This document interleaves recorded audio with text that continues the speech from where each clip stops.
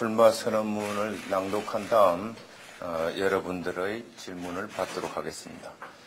제16대 대통령 선거에 출마하며 존경하는 국민 여러분, 저 권영길은 오늘 국민 여러분 앞에 벅찬 마음으로 인사드립니다. 저 권영길은 오늘 12월의 16대 대통령 선거에 출마하기로 했습니다. 민주노동당의 대표로서 저의 출마는 감히 시대적 요구이자 변화와 개혁을 바라는 우리 국민의 요구라고 생각합니다.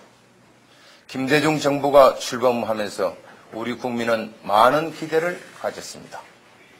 그것은 해방 이후 50년간 한국 사회를 지배하면서 IMF를 불러온 한나라당과 재벌에 대한 준엄한 심판의 요구였으며, 또한 끝없이 추락하는 노동자, 농민, 도시 서민의 삶을 보호해달라는 절박한 외침이었습니다.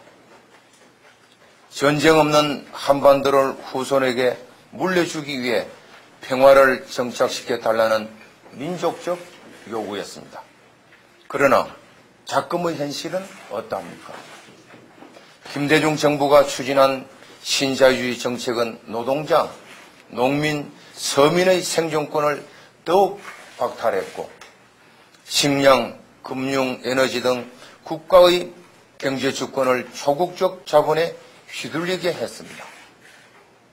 대통령 아들과 친인척의 비리는 김대중 정권의 도덕성이 과거 군사정권, 문민독재와 하등 다를 바 없음을 보여줍니다. 땀 흘려 일하는 대다수 국민의 염원을 이렇게 배신한 결과 노동자 서민들은 이제 김대중 정권을 준엄히 심판하기에 이르렀습니다. 지난 6월의 지방선거 결과와 8.8 재보선은 이를 잘 말해줍니다. 그러나 김대중 정권에 대한 민심 위반을 이용해 한나라당은 자신들이 대안이라고 주장하고 있습니다. 하지만 우리 국민들은 잘 압니다. 한나라당은 도덕성 타락과 정경유착 등으로 현 정권보다 더한 반개혁 집단이며, 나아가 자신의 집권을 위해 한반도의 위기를 조장하는 집단이라는 것을 잘 알고 있습니다.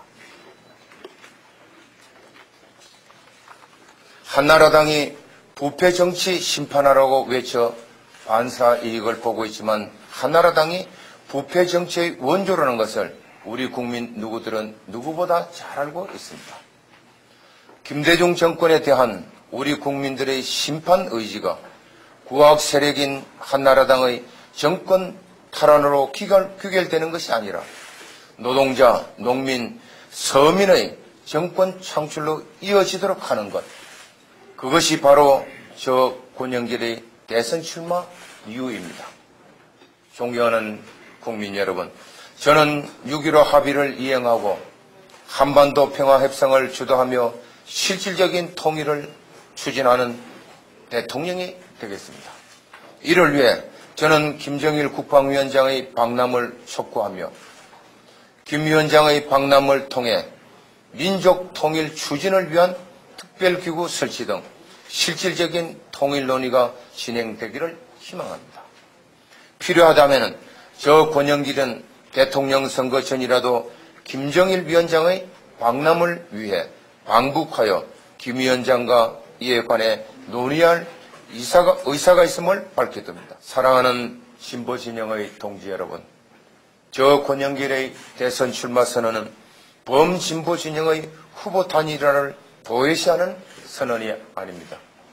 저는 진보진영의 후보 단일화를 위해 계속 노력하여 노동자, 농민, 도시, 서민이 희망의 대선을 치르도록 하겠습니다.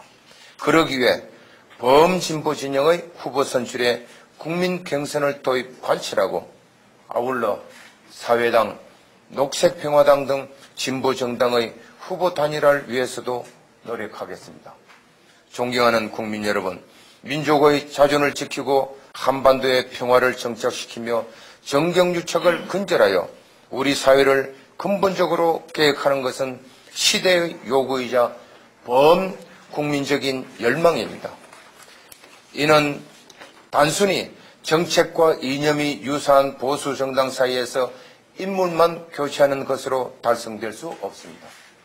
진정으로 노동자 서민을 대변하는 정치 세력으로 집권 세력이 교체돼야만 가능한 것입니다. 존경하는 국민 여러분, 오는 12월 대선까지 저 권영길과 민주노동당이 국민 여러분께 드리는 희망의 메시지에 귀를 기울여 주십시오. 그 메시지는 땀 흘려 일하는 대다수 국민들이 진정으로 잘 사는 길입니다.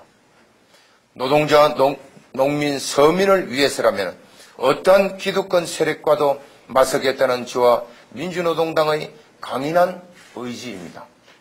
희망 없는 기성 정치권이 아니라 언제나 여러분과 함께 있었던 권영길과 민주노동당이 국민 여러분이 선택한 대안인 것입니다.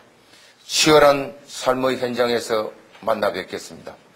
복지, 평등, 복지, 평화, 통일의 새로운 세상을 열어드릴 것을 약속드리며 감사합니다. 2002년 8월 9일 민주노동당 대표 권영길.